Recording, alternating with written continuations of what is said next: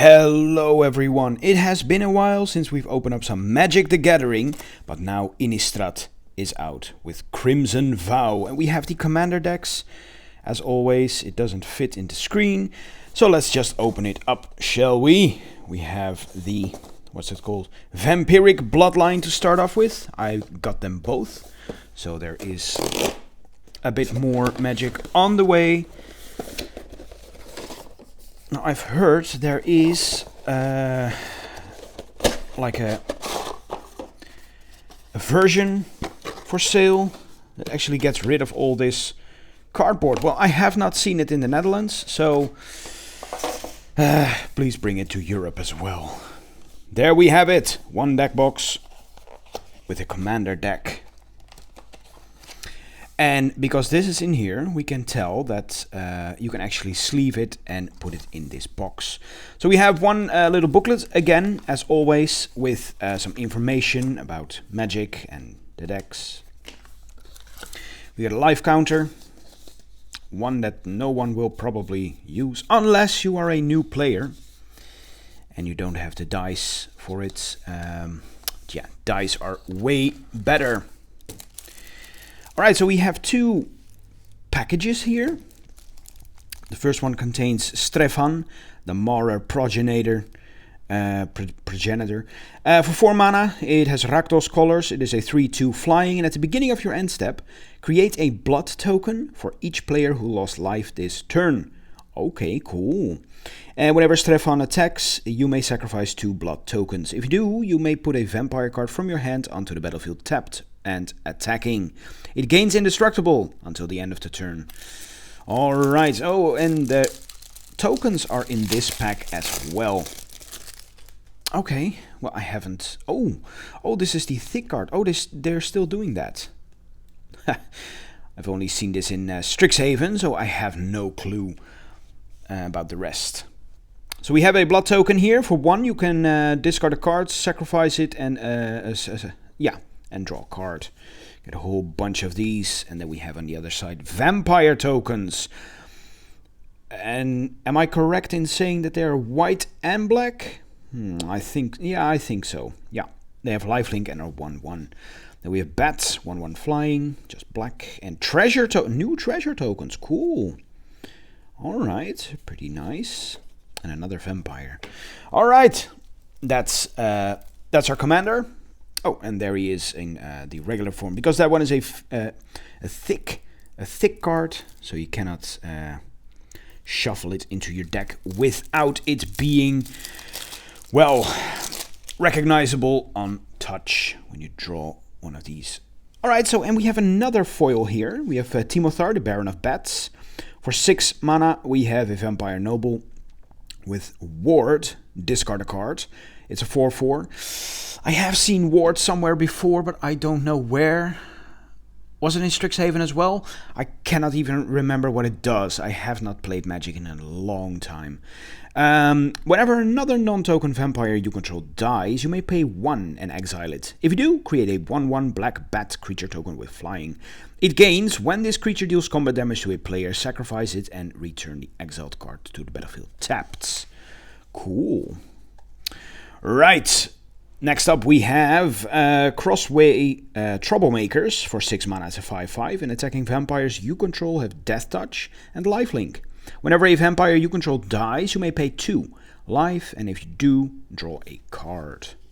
The Glass Cast Heart, for 3, it's an artifact. Whenever 1 or more vampires you control attack, create a blood token, and for 1 black, you can pay 1 life, create a 1/1 white and black creature, vampire creature token with lifelink. And for 2, and sacrifice the Glass Cast Heart. And 13 blood tokens. Wow. Each opponent loses 13 life, and you gain 13 life. That is pretty cool. I don't know. Well, actually, I think you can manage to get 13 blood tokens with relative ease with this card, especially with the commander as well. And maybe there are more cards like this in here. That's a pretty cool card. I like it a lot. Right, we have Camber the Plunderer. It is a 4 mana legendary creature vampire rogue, 3/4, and it partners with Loreen the Diversion. Must be in the deck as well. Maybe the next one. Who knows? Lifelink. Whenever a creature an opponent controls dies, you gain 1 life and create a blood token. Another blood token. I already like the mechanic. Then we have Olivia's Wrath for 5. It's a sorcery. Each non-vampire creature gets -X/-6 until end of turn, where X is the number of vampires you control. Alright. Predator's Hour for 2. It's a sorcery.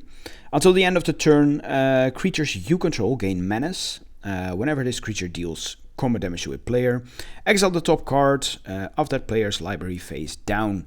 You may look at and play that card for as long as it remains exiled, and you may spend mana as though it were mana of any color to cast that spell. Little fun fact here, the abbreviation for the set is VOC.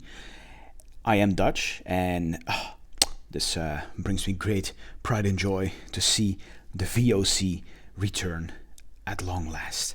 VOC in Dutch terminology is basically the Dutch East Indies Trading Company from the 18th and 17th century. So yeah, good to see that. Right, let's move on. Shadowgrange Archfiend for 7 mana. It's an 8/4. And when Shadowgrange Archfiend enters the battlefield, each opponent sacrifices a creature with the greatest power among creatures they control.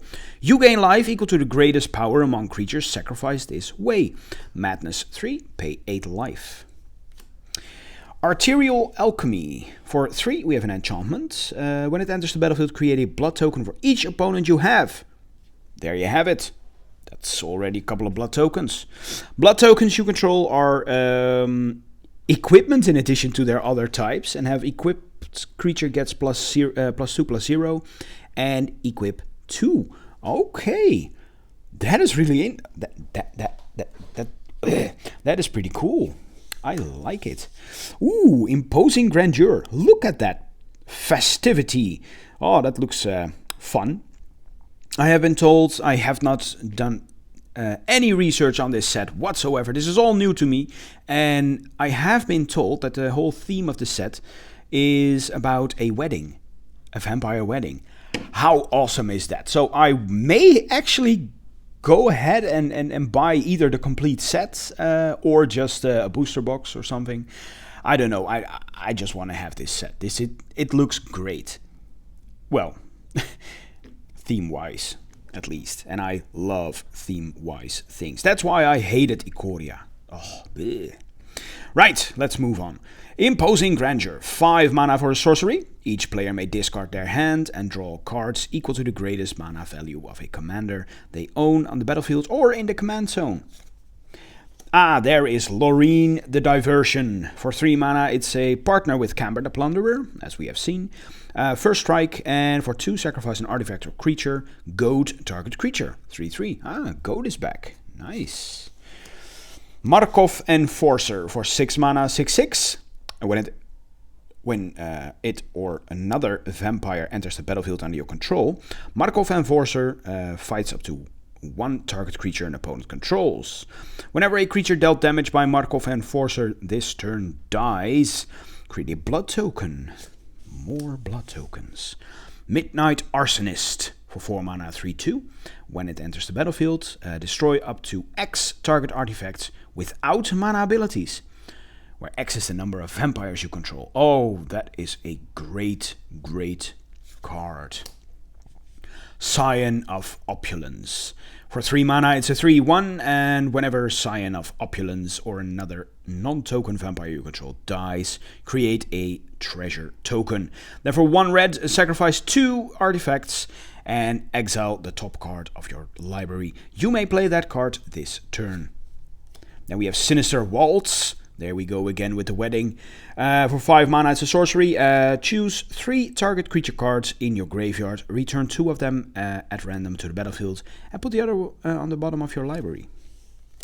Now we are going to the reprints. I will actually go out and read the cards as it were. Yeah, because it's been a while for me as well. So let's just take a look. We have Anawan, the Ruin Sage, 5 mana, it's a 4/3. And at the beginning of your upkeep, each player sacrifices a non-vampire creature. That's right, I remember that one. Bloodlord of Vazgoth. For 5 mana, 3/3, Bloodthirst 3, flying, and whenever you cast a vampire creature, it gains Bloodthirst 3. Blood Tracker for 4, it's a 2/2 with flying. For 1 black, pay 2 life. Put a +1/+1 counter on Blood Tracker. When Blood Tracker leaves the battlefield, draw a card for each +1/+1 counter on it. Butcher of Malakir, 7 mana, 5/4, flying, and whenever Butcher of Malakir or another creature you control dies, each opponent sacrifices a creature. Champion of Dusk for 5. It's a 4/4, and when it enters the battlefield, you draw X cards and you lose X life, where X is the number of vampires you control. Cordial Vampire. I don't know that one. What's it from? Looks like a fun chap. For 2, it's a 1/1, and when Cordial Vampire or another creature dies, put a +1/+1 counter on each vampire you control. Sweet. Damnable Pact. For 2 black and X, target player draws X cards and loses X life. Dark Imposter for 3, a 2/2. For 6 mana, you can exile target creature and put a +1/+1 counter on Dark Imposter. It has all activated abilities of all creature cards exiled with it. Malakir Blood Witch for 5. It's 4/4 flying with protection from white. Whenever Malakir Blood Witch enters the battlefield, each opponent loses life equal to the number of vampires you control. You gain life equal to the life lost this way. Necropolis Regent. For 6 mana, it's a 6/5 flying. And whenever a creature you control deals combat damage to a player, put that many +1/+1 counters on it. Nirkana Revenant. For 6, it's a 4/4. And whenever you tap a swamp for mana, add an additional black. And then for 1 black, you can have Nirkana Revenant gets +1/+1 until end of turn. Patron of the Vein. There are a lot of rares in here. For 6, it's a 4/4 flying, and whenever it enters the battlefield, destroy target creature an opponent controls. And whenever a creature an opponent controls dies, exile it and put a +1/+1 counter on each vampire you control. Sanctum Seeker.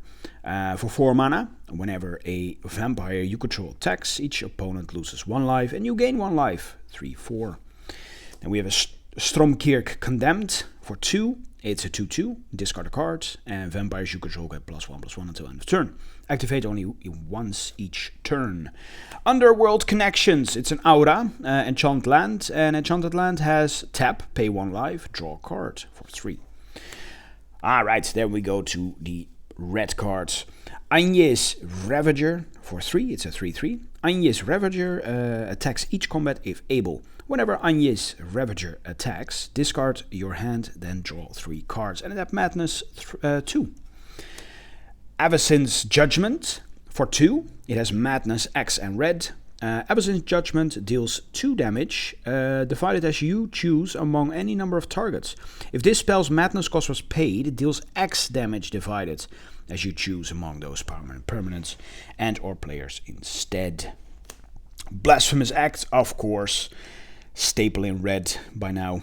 For 9, it's a sorcery, well known. It costs 1 less for each other creature. For each creature on the battlefield, and it deals 13 damage to each creature. Bloodsworn Steward, love this card. For 4 mana, it's a 4/4 flying, and commander creatures you control get +2/+2 and have haste. Crimson Honor Guard, for 5 mana, it's a 4/5 trample, and at the beginning of each player's end step, Crimson Honor Guard deals 4 damage to that player unless they control a commander. Falkenrath Gorger, for 1 red, it's a 2/1, and each vampire creature card you own that isn't on the battlefield has Madness, and the Madness cost is equal to its mana cost. Mob Rule, 6 mana, sorcery, choose 1. Gain control of all creatures with power 4 or greater until the end of turn. Untap those creatures, they gain haste until end of turn. Gain control of all creatures with power 3 or less. And then the same. Next up we have Molten Echoes. For 4 mana as an enchantment. When it enters the battlefield, choose a creature type. Whenever a non-token creature of the chosen type enters the battlefield under your control, create a token that's a copy of that creature. That token gains haste. Exile it at the beginning of the next end step. Stromkirk Occultist. For 3 mana, 3/2 trample, and whenever it deals combat damage to a player, exile the top card of your library. Until end of turn, you may play that card. Madness 2. Vampiric Dragon. For 8 mana, it's a 5/5 flying, and whenever a creature dealt damage by Vampiric Dragon this turn dies, put a +1/+1 counter on Vampiric Dragon. For 2, it deals 1 damage to target creature. Exotic Orchard. It's a land that taps for any color an opponent could produce. Well, by lands, of course. Foreboding Ruins. As it enters the battlefield, you may reveal a swamp or mountain. If you don't, it enters the battlefield tapped. Taps for black and red. Shadow Blood Ridge. Wow, that's a long time ago. It's a land that taps for black and red if you pay 1. Smoldering Marsh. It's a swamp mountain. And yeah, so it taps for those colors. And it enters the battlefield tapped unless you control 2 or more basic lands. Temple of Malice enters the battlefield tapped. Enters, then you can scry 1. Also taps for black and red. Then we have uncommons, which I won't go over. So let's just make this quick. Blood Tithe Harvester. We have Ancient Craving. Blood Artist, of course. Bloodline Necromancer. Falconwrath Noble, Feed the Swarm, Indulgent Aristocrat, Night's Whispers, Urge to Feed, Vampire Nighthawk, why not, Rakish Air, Stensia Masquerade, Vandal Blast, Rakdos Charm, Stromkirk Captain, Arcane Signet, Charcoal Diamond, Commander Sphere, Fire Diamond, Rakdos Signet, Soul Ring, Swiftfoot Boots, Unstable Obelisk, Command Tower, Myriad Landscape, Path of Ancestry, nice, Rakdos Carnarium, Tainted Peak, Temple of the False God, Unclaimed Territory. Then we have some swamps. And we have some mountains. Ooh, I like those mountains. And of course we have something with popular formats and everything. So there you have it. This is the Stefan Morer Progenitor deck. I think this is a really powerful deck. All of the vampires by itself, they are pretty cool. And of course vampires work together, but there's also a lot of synergy with madness in here. I really enjoy this. I think I will play this. I will sleeve it up and just play it like it is. Because I like this. I like this deck. The way it is. Well, there you have it. Thank you all for watching. And see you guys next time. Bye bye.